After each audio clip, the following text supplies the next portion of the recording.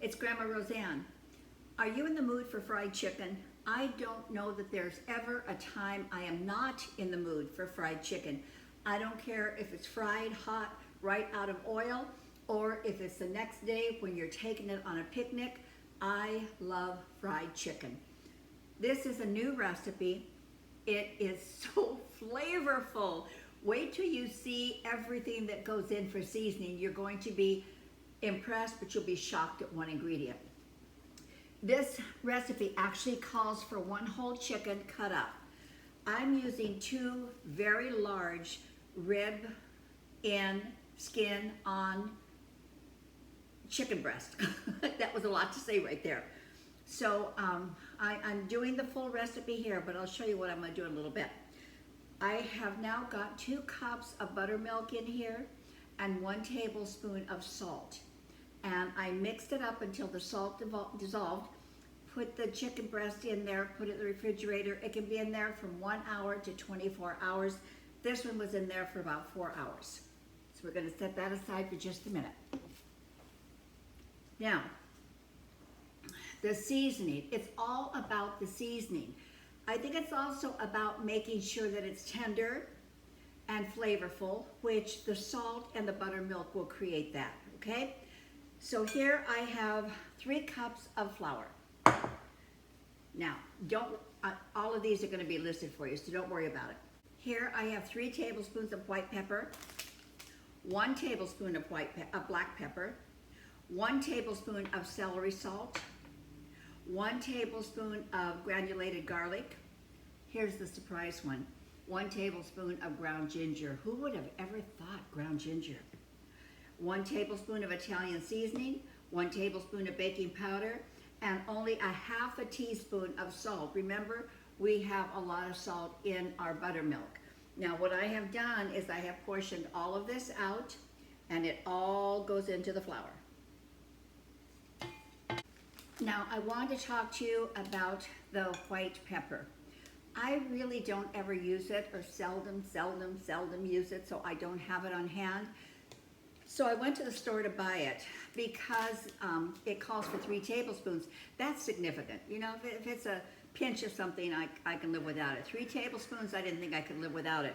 1 small bottle, a bottle like this, $15. $15, are you kidding me? And I walked away. I am not spending $15.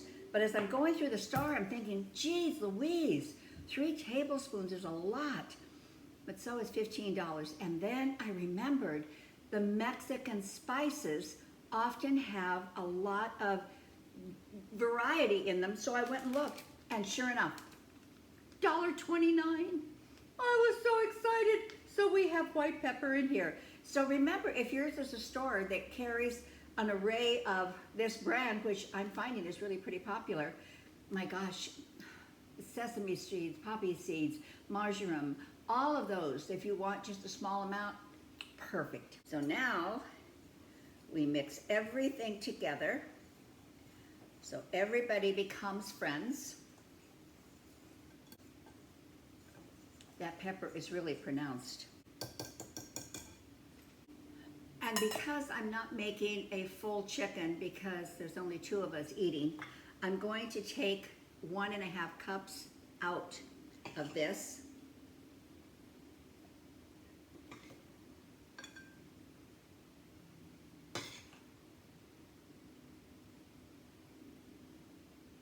And I'm going to just bag the rest of it when I want to make this again. My seasoning is already done.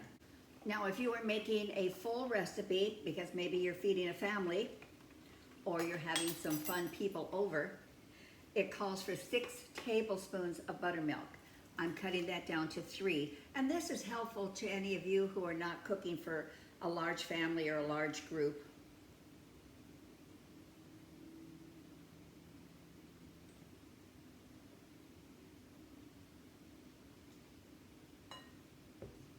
Now you kind of want to get that kind of mixed together a little bit here. And you see how it's starting to come together? At about this stage, I'm going to let my little dough hook go away and just kind of start doing it with my hands. You don't want it totally ground. You do want some pieces in there because you want some of that shaggy part to be incorporated in your chicken.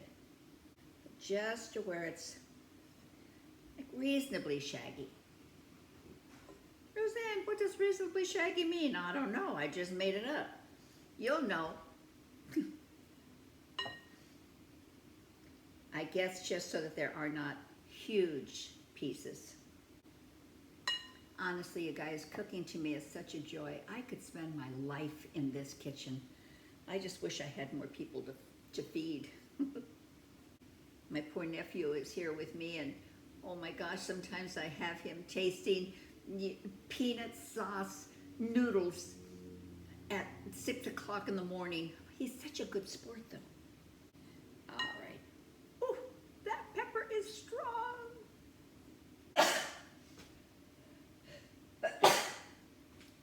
Oh, told you that pepper was strong.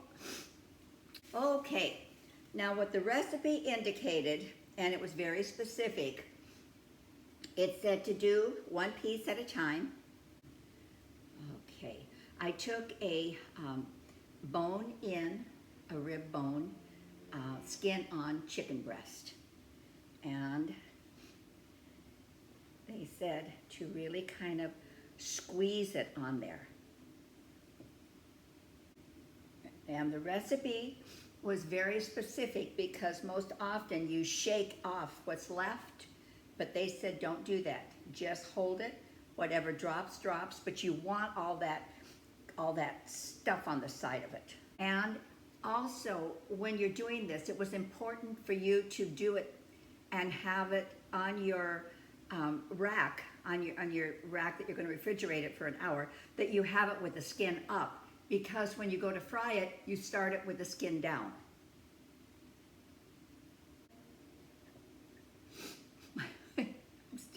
I'm still feeling the effects of the pepper. Squeeze it on, they said. Squeeze it on.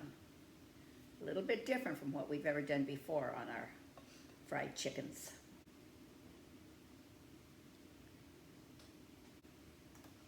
Okay, now our little beauties go into the refrigerator for 1 hour.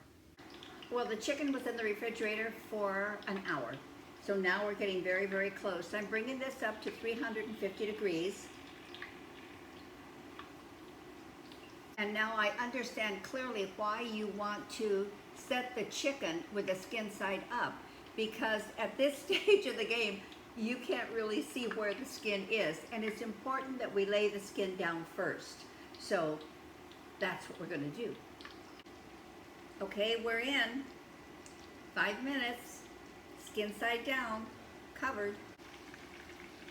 Now we rotate the pan 180 degrees, be very careful, and we will go another 5 minutes, because your heating elements aren't always equal. That way the chicken gets equal footing on all of the heat. All right, it's been 10 minutes. We remove the lid, and carefully, we have to turn the chicken so that this top part of it will get as brown and beautiful as the backside.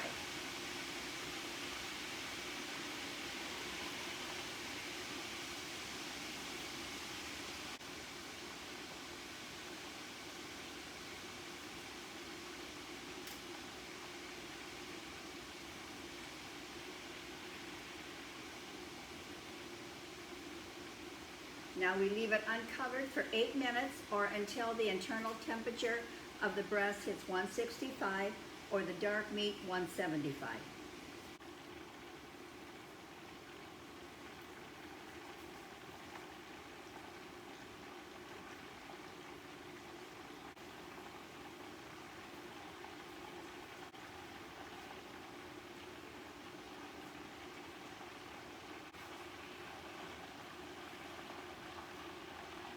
And I did check the temperature, but I'm going to check it one more time.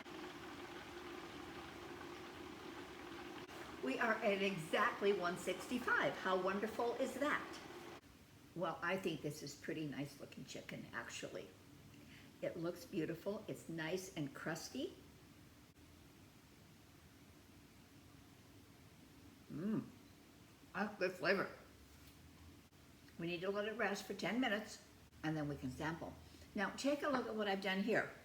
This is a very Midwestern way of eating chicken, lemon and honey.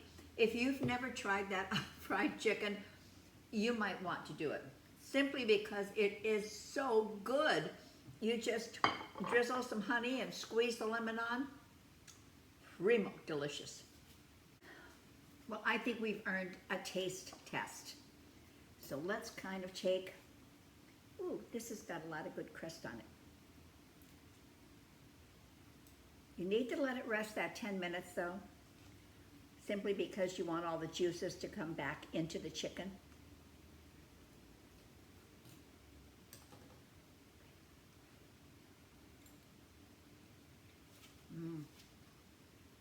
Good, real good. All right. I think this is going to be a lovely dinner for us. I'm serving this with macaroni salad and corn on the cob. That's our introduction into summer. So thank you, you guys. Come back, hit subscribe, hit the bell, hit the thumbs up if you so desire. Love having you here. Come back anytime. Bye.